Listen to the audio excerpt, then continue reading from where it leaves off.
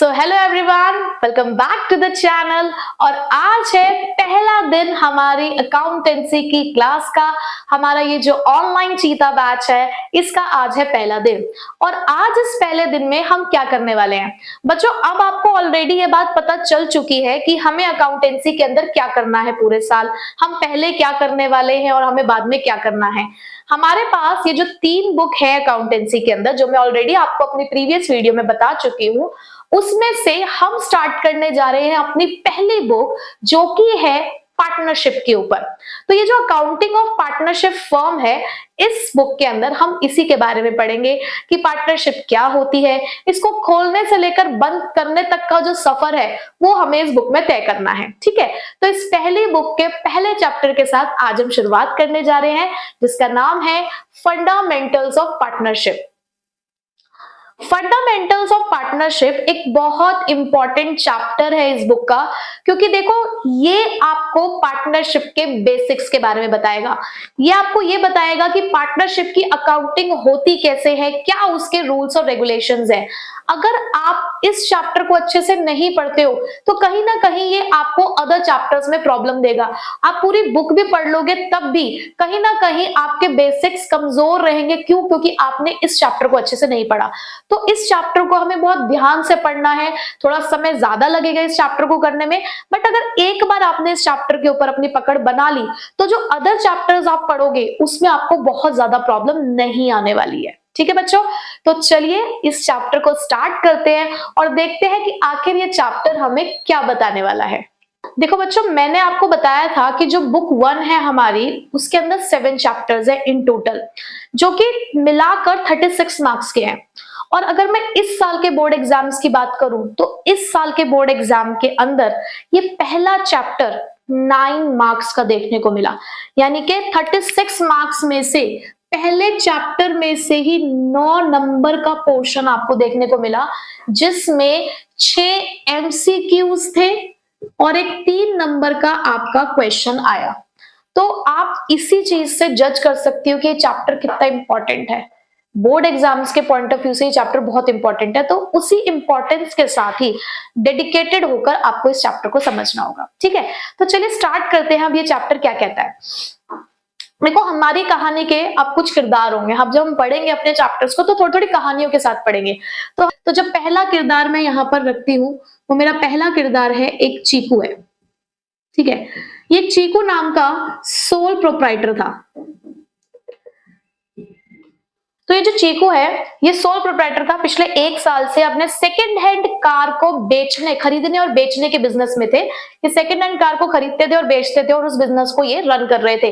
Person था जो इस बिजनेस को चला रहा था, यानी कि पैसा भी इन्होंने लगाया। ठीक है, उस चीज को चलाने का काम भी यही कर रहे हैं। प्रॉफिट्स भी सारे इन्हीं के थे और लॉस भी इन्हीं के थे। लेकिन धीरे धीरे इनको ये महसूस होने लगा कि इस बिजनेस को अब अकेले चलाना थोड़ा सा मुश्किल है। क्योंकि देखो, कार का बिजनेस कर रहे हैं तो कहीं ना कहीं जो कैपिटल की रिक्वायरमेंट है वो ज्यादा थी, और एक अकेला पर्सन कितनी कैपिटल इन्वेस्ट कर देता, तो लिमिटेड कैपिटल देखने को मिली। और वहीं पर जब हम बिजनेस को चलाते हैं तो हमें कुछ मैनेजरियल स्किल्स की जरूरत होती है।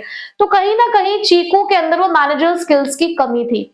तो अकेले इस बिजनेस को और आगे बढ़ाना चीकू के लिए मुश्किल हो रहा था। तो बचपन में चीकू के साथ उसकी एक फ्रेंड पढ़ा करती थी, जिसका नाम था हमारी कहानी का दूसरा किरदार, चिकी। चिकी बचपन से ही पढ़ने में बहुत होशियार थी। बड़े होके उसने कॉमर्स ली। अपने कॉमर्स की फील्ड से उसने ग्रेजुएशन कंप्लीट करी। उसके बाद उसने MBA का कोर्स भी उसने किया। तो कहीं ना कहीं उसके माइंड में अपनी वो फ्रेंड आ रही थी। तो वो अपनी फ्रेंड के पास जाता है और एक प्रपोजल लेकर जाता है। वो वाला प्रपोजल नहीं, एक बिजनेस प्रपोजल लेकर जाता है कि चिकी, मैं एक बिजनेस चलाता हूं जिसमें मैं सोल प्रोप्राइटर हूं, बट अब कहीं ना कहीं मुझे उस बिजनेस को चलाने में थोड़ी सी समस्या हो रही है। तो क्या आप मेरी बिजनेस पार्टनर बनना चाहेंगी? मैं आपके मैनेजरियल स्किल्स का इस्तेमाल करके उस बिजनेस को और आगे तक पहुंचाना चाहता हूं।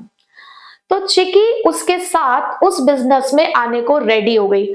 और जैसे ही चिकी ने उसके उस बिजनेस में एंटर किया, चीकू के बिजनेस का स्टेटस जो सोल प्रोप्राइटर था वो सोल प्रोप्राइटरशिप से बदल कर किसमें कन्वर्ट हो गया? पार्टनरशिप बिजनेस में। क्यों हमने ये स्टेटस बदल दिया?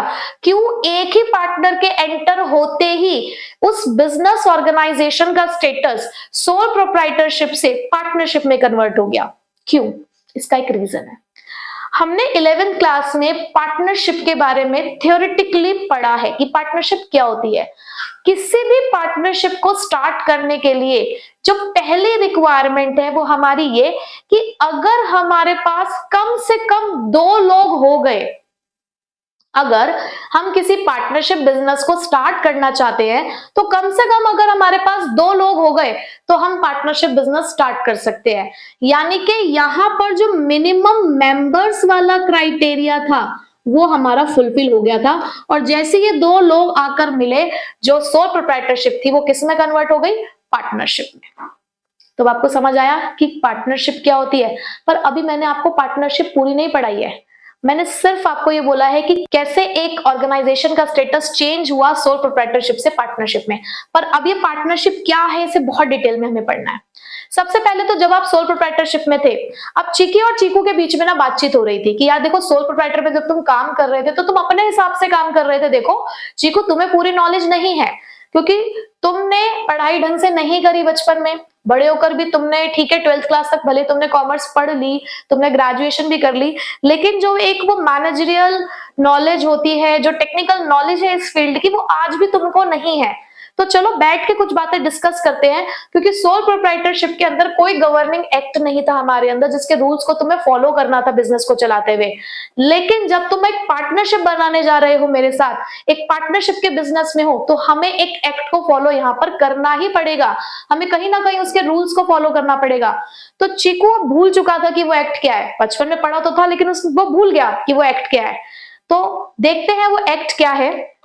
तो चिकी ने उसे बताया कि सबसे पहले आप इस बात पे ध्यान दो कि जब आप एक पार्टनरशिप बिजनेस में एंटर करते हो तो वहां पर एक गवर्निंग एक्ट आता है, द इंडियन पार्टनरशिप एक्ट 1932। तो सबसे पहली बात तो हमें इस एक्ट को फॉलो करना है, हमें इस एक्ट के रूल्स और रेगुलेशंस को ध्यान में रखकर काम करना है। आप इसे शॉर्ट फॉर्म में आईपीए 1932 से भी याद रख सकते हैं, ठीक है। तो अब इस आईपीए 1932 ने तो सबसे पहले हमें दी पार्टनरशिप की डेफिनेशन। अब उसने कहा भाई क्या डेफिनेशन दी और कहां लिखी है ये डेफिनेशन? तो डेफिनेशन लिखी है सेक्शन 4 में। Section 4 of Indian partnership act 1932 के अंदर इसकी एक डेफिनेशन लिखी है जिसके अंदर लिखा है that it is a relationship. ये एक रिलेशनशिप है, एक एग्रीमेंट है। क्या जब चीकू और चिकी इस बिजनेस के अंदर आए होंगे, क्या उनके बीच में बातें नहीं हुई होंगी बिजनेस से रिलेटेड कि क्या करना है, कैसा करना है, कौन कितना पैसा लगाएगा, किसको कितना इंटरेस्ट मिलेगा, कैसे प्रॉफिट शेयर होंगे? तो ये बातें तय हुई होंगी। भाई कहीं पर भी कोई एक रिलेशन होता है तो उनके बीच में कुछ बातें तय होती हैं, समझौते होते हैं। आप शादी ब्याह में देख लो, जब शादी ब्याह होते हैं तो बैठ के लड़का लड़की दोनों की तरफ से कुछ बातें तय की जाती है। तो बिल्कुल यहाँ पर भी तो यही हो रहा है, ये दोनों एक बिजनेस में एंटर करने जा रहे हैं, दोनों के अपने अपने ओपिनियंस हैं, तो दोनों को एक ही ओपिनियन पे आना है। तो इसके लिए दोनों के बीच में एक रिलेशनशिप, एक एग्रीमेंट होना चाहिए, ठीक है। तो ये एक एग्रीमेंट है, एक रिलेशनशिप है, किसके बीच में? बिटवीन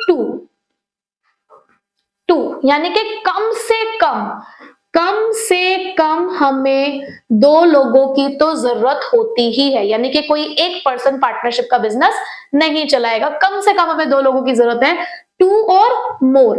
अब ये मोर कितने हो सकते हैं? तो ये मोर अभी हम पढ़ेंगे यहाँ पर आकर कि ये मोर कितने पर्सन हो सकते हैं, लेकिन हमें ये पता चल गया है कि किसी भी पार्टनरशिप को चलाने के लिए कम से कम कितने लोगों की जरूरत होती है?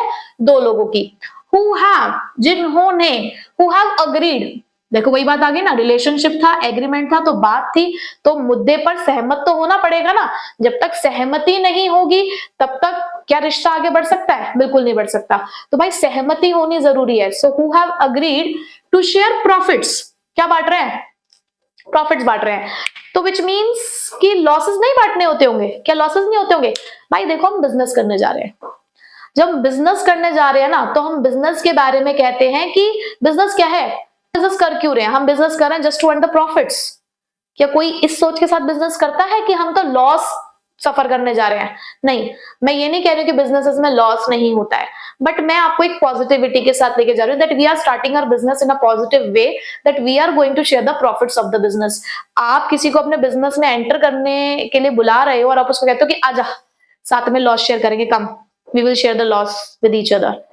आएगा क्या कोई? कोई नहीं आने वाला। आप उसे कहोगे come into our business and we will share the profits of our business, so definitely that person will come. वो आएगा, आपके बिजनेस को ज्वाइन करेगा, क्योंकि आप उसे पॉजिटिव चीज दिखा रहे हो कि यार प्रॉफिट्स है बिजनेस के अंदर। So this is the thing. But there is one more thing कि जरूरी नहीं है कि हर पार्टनर लॉस शेयर करे। कुछ ऐसे केसेस भी होते हैं जहां पर एक पार्टनर लॉस नहीं शेयर करता बट उसको सिर्फ प्रॉफिट ही मिलता है, और ऐसा ही एक केस हम इस चैप्टर में भी पढ़ने वाले हैं। ठीक है, तो ये जो कंफ्यूजन है आपका कि सिर्फ प्रॉफिट्स ही शेयर किए जाते हैं, वो कंफ्यूजन आपका उस टॉपिक में क्लियर हो जाएगा। ठीक है, so who have agreed to share the profits of the business carried on by all and any one of them acting for all, and this is a very important line। ये बहुत important है। अच्छा, यहां पर जो मैंने बोला business, चीकू cheeky से कह रहे हैं कि चलो ड्रग्स का बिजनेस करते हैं, ड्रग्स स्मगलिंग करेंगे। क्या ये बिजनेस अलाउड है एज पर आईपी 1932? बिजनेस भी कैसा होना चाहिए आपका? भाई लीगल बिजनेस होना चाहिए। ठीक है, तो it is understood, it is implied that if we are talking about the business then that should be the legal business. Okay, so अब बारी आती है कैरिड ऑन बाय ऑल और any one of them acting for all. अब इसका मतलब क्या है? देखो, जरूरी नहीं होता कि हर टाइम सारे ही पार्टनर्स अवेलेबल हो। कभी कभी ऐसा हो सकता है कि हमारे पास सपोज किसी पार्टनरशिप के अंदर 10 पार्टनर है, हमें कहीं पे डिसीजन लेना है। अब हमारे सब पार्टनर्स अवेलेबल हैं, दो ना कहीं वेकेशन पे गए हुए हैं, हम बिजनेस चला रहे थे और दो पार्टनर ना अपने वेकेशंस पे चले गए हैं, बट हमें डिसीजन इमीडिएटली लेना है, बट अब वो अवेलेबल नहीं है। तो ऐसे में क्या हम उनका वेकेशन से आने का वेट करें? नहीं, जो रिमेनिंग 8 पार्टनर्स हैं वो लोग मिलकर डिसीजन ले लेंगे, यानी कि उन दो के बिहाफ पर भी जो रिमेनिंग 8 थे उन्होंने डिसीजन ले लिया। अब कई बार ऐसा हो सकता है कि सारे वेकेशन पे चले गए, बेचारा एक ही बैठा है बिजनेस के अंदर, तो उस एक ने सबके बिहाफ पर बिजनेस ले लिया, सबके बिहाफ पर डिसीजन ले लिया। अब जब उन 8 ने डिसीजन लिया था उन 2 के बिहाफ पर, तो जो भी उन्होंने डिसीजन लिया उसका जो भी रिजल्ट होता है उसके लिए वो दोनों भी बाउंडेड है। ठीक है, लाइकवाइज सब वेकेशन पे थे, एक ने डिसीजन लिया तो उस एक के डिसीजन की वजह से बाकी सब भी बाउंडेड है, यानी कि पार्टनरशिप के अंदर सभी एक दूसरे के एक्ट से बंधे हुए हैं। और ये जो पार्टनरशिप का बिजनेस है ये सभी लोग मिलकर भी चला सकते हैं या कोई एक भी सबके बिहाफ पर चला सकता है, और इसे बोलते हैं म्यूचुअल एजेंसी। ये म्यूचुअल एजेंसी का जो कॉन्सेप्ट है इसकी वजह से सारे पार्टनर्स एक दूसरे के एक्ट से बंधे हुए होते हैं, यानी कि कोई भी कुछ भी डिसीजन लेता है तो वो सभी के लिए मान्य है। ठीक है, so this is the definition of partnership की पार्टनरशिप क्या होती है। आई होप आपको पार्टनरशिप की डेफिनेशन समझ आ गई होगी। ठीक है, अब चलते हैं रेंज पर कि क्या है पार्टनर्स की रेंज, कितनी रेंज रखी जा सकती है। देखो, इंडियन पार्टनरशिप एक्ट ने ना जब हमें डेफिनेशन दी तो उसने हमें ये तो बताया कि भैया मिनिमम नंबर ऑफ पार्टनर्स कितने होने चाहिए, उन्होंने 2 बता दिया, बट ये जो 2 और मोर लिखकर छोड़ दिया तो उन्होंने मैक्सिमम की लिमिट नहीं दी हमें। तो मैक्सिमम की लिमिट के लिए हमारे पास गवर्नमेंट का रूल नंबर 10 आया, तो उसके अंदर उन्होंने हमें मैक्सिमम लिमिट जो दी, भाई मिनिमम लिमिट तो हमें पता है ना कि 2 है, मैक्सिमम लिमिट है 50, कि आप कम से कम 2 और ज्यादा से ज्यादा 50 लोगों को अपनी पार्टनरशिप में एंटर करा सकते हो। अब जैसे कि इनकी पार्टनरशिप है, ये 2 लोग ऑलरेडी हो चुके हैं, तो ये और रिमेनिंग कितने पार्टनर ले सकते हैं अपने बिजनेस के अंदर? 48। ठीक है, और आपको पता है इस कॉन्सेप्ट के ऊपर एक क्वेश्चन आया इस साल, उन्होंने दिया कि किसी एक बिजनेस के अंदर 43 पार्टनर्स ऑलरेडी एंटर हो चुके हैं, तो और कितने पार्टनर्स वो एंटर करा सकते हैं बिजनेस के अंदर? तो 7 एंटर करा सकते हैं। तो देखो कितना इजी क्वेश्चन आया, और जरा सा एक कॉन्सेप्ट है ये देखो। और बच्चा क्या करता है, कई बार छोटी छोटी चीजों को ना छोड़ देता है, तो एमसीक्यूज ना इन्हीं छोटी छोटी चीजों से मिलकर बनते हैं। इसलिए मैं चाहती थी डेफिनेशन ना आपको बहुत इजीली 2 मिनट में भी समझा सकती थी, बट मैं क्यों ब्रीफ डिस्क्रिप्शन आपको दे रही हूँ, क्योंकि आजकल जो एमसीक्यूज आ रहे हैं ना, वो एमसीक्यूज ऐसी छोटी छोटी बारीकी की चीजों से ही मिलकर बनती हैं। तो हमें एक एक चीज को बहुत ध्यान से पढ़ना है। प्लस भैया आपको सीयूईटी देना है, और सीयूईटी में एमसीक्यू है, और एमसीक्यू आपके हर एक लाइन से बन सकता है। तो इसलिए हमको अच्छे से पढ़ना है ताकि अगले साल सीयूईटी जो आप देने वाले हैं उसमें आपको किसी भी तरीके की समस्या ना आए, ठीक है। उसके बाद who can be a partner, सब लोग ही बन सकते हैं पार्टनर, सब लोगों को बना दो पार्टनर, क्या दिक्कत है। जो भी है उससे जो भी कहते हैं कि पार्टनरशिप में एंटर करना है करा लो। तो ऐसा ही कुछ हुआ। अब क्या हुआ कि चिकी ने कहा कि यार 2 लोग हैं, क्या करते हैं तीसरे को भी एंटर करा लेते हैं, एक और बुला लेते हैं पार्टनर।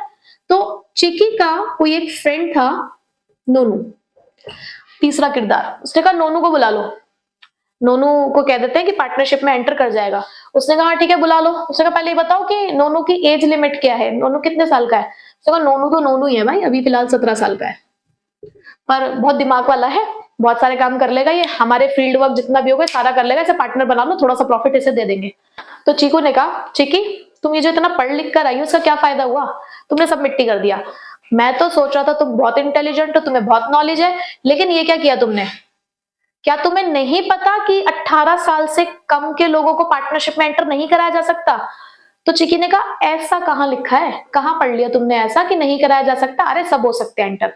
उसने कहा रुको मैं बताता हूँ।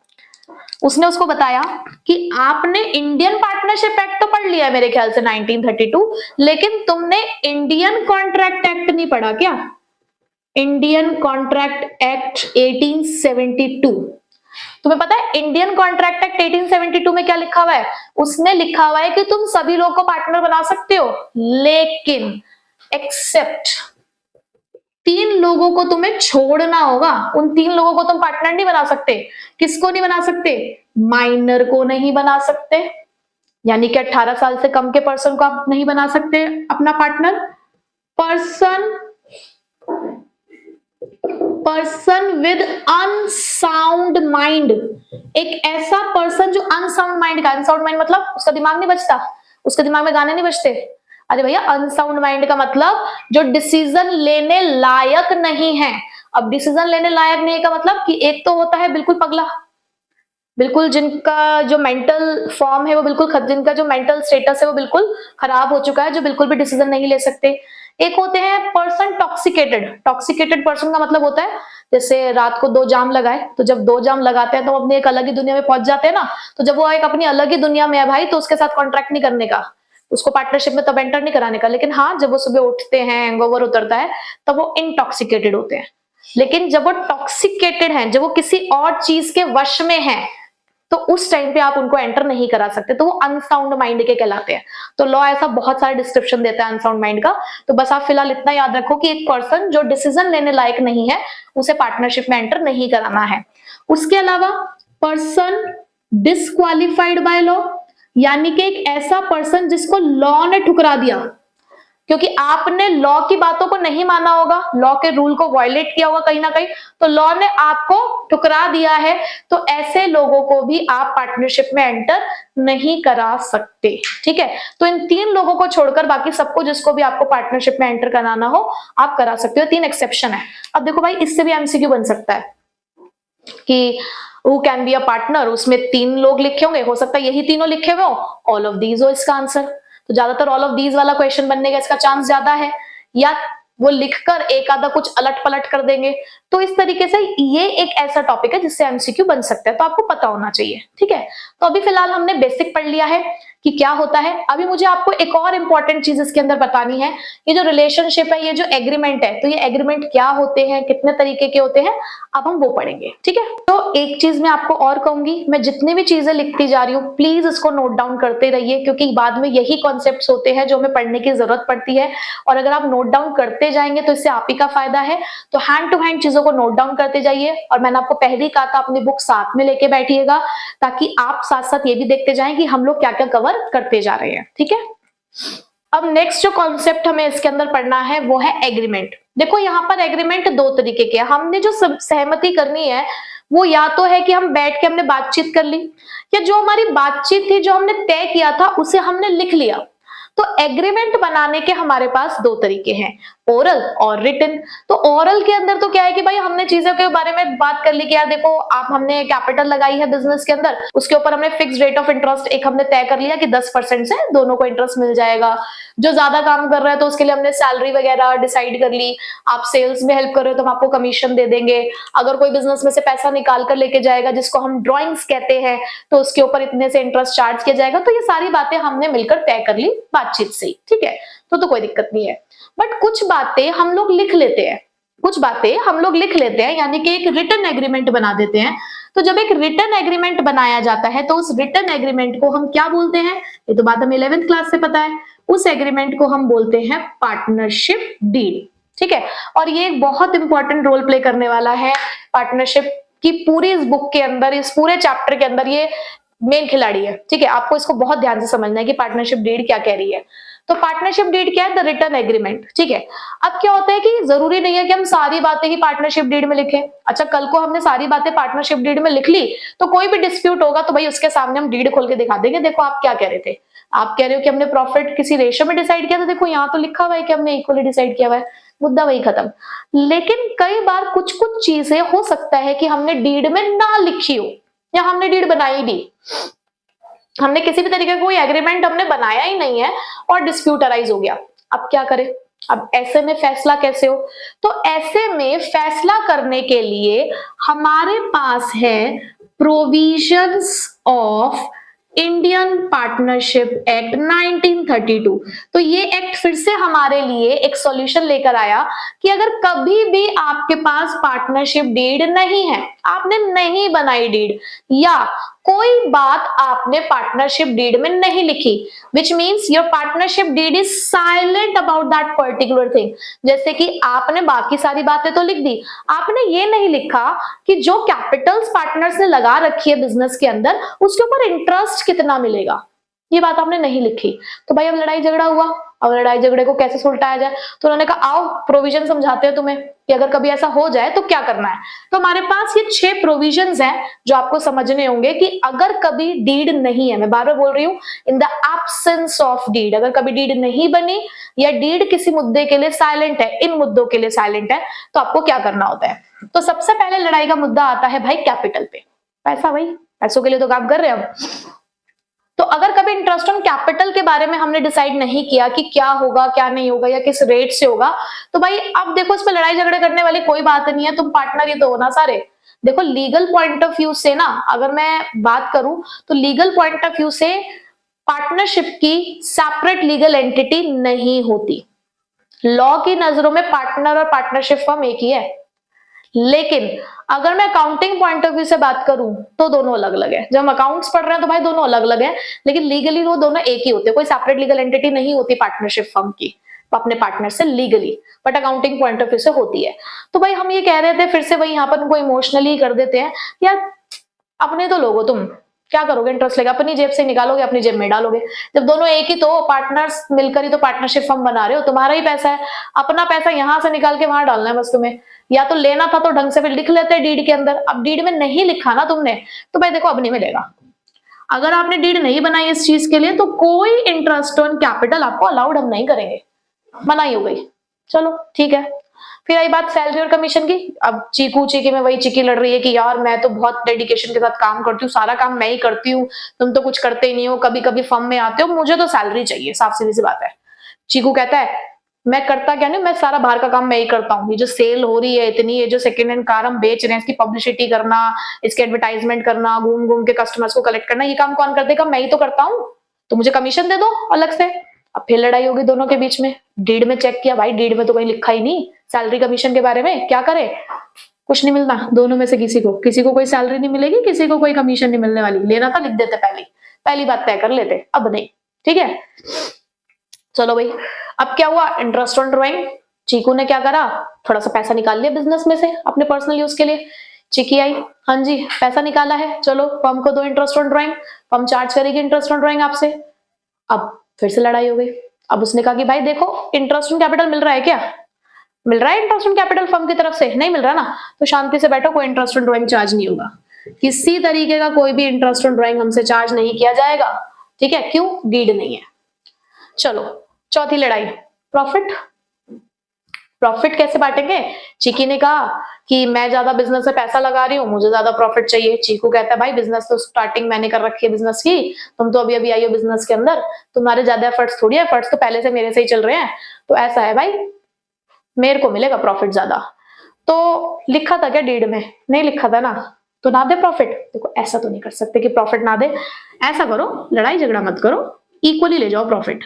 जितने पार्टनर्स हैं सब आपस में प्रॉफिट को इक्वली बांट लो, किसी तरीके का कोई लड़ाई झगड़ा नहीं करना है। चलो जी, नए पार्टनर का एडमिशन, नए पार्टनर का एडमिशन करना चाहते हैं और चाहे मेजॉरिटी भी क्यों ना हो जाए, सपोज करो 10 पार्टनर ऑलरेडी काम कर रहे हैं बिजनेस के अंदर और एक पार्टनर को एडमिट करना चाहते हैं, 7 पार्टनर मान चुके हैं, बाकियों ने मना कर दिया कि एडमिशन नहीं होगा, तो एडमिशन नहीं होगा जब तक म्यूचुअल कंसेंट नहीं होता।